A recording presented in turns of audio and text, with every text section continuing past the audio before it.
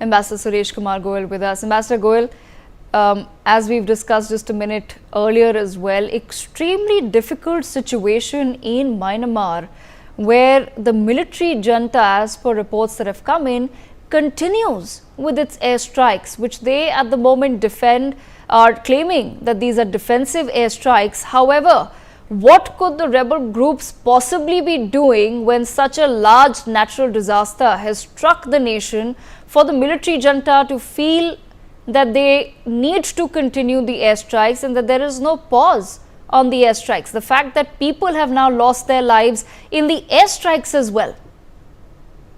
And Devika, I had mentioned earlier in my first remark that it's a very delicate situation. On the one hand, the country is going through a very severe human disaster, natural disaster in the western region bordering Myanmar, near Thailand, Sakhain. More than, I think the death toll is going to really go even beyond 1,600 that we are talking about at the moment. On the other hand, in the northern district of Shan, which is bordering China, you have the situation of internal rebellion, internal militancy, and the government is continuing with the airstrikes. Now, without commenting on the political side of it, yes, it's a it's outrageous to really think that on the one hand you have people dying because of earthquake, and on the other your own government continues to bombard in the other section.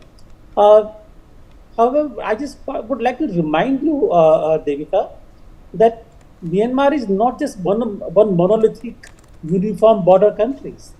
There are different groups in different parts of the country, and the Shan area is particularly prone to militancy, prone to extremism, and the action has taken there before. So without justifying anything, I would call it a very difficult situation for the government. On the one hand, to manage the disastrous situation of the human disaster, and on the other hand, through this kind of difficult and I think these basically create a huge outrage, huge anger in the minds of other people. You continue to really tackle the extremism, the militancy in the Shan area. So very difficult situation. One has to be very, very gentle, very sensitive in these kind of cases.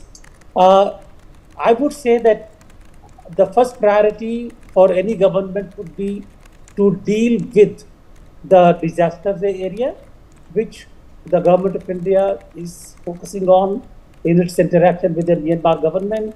And I'm quite certain that they are trying to organize relief and rescue as quickly as they can in that area. Devika.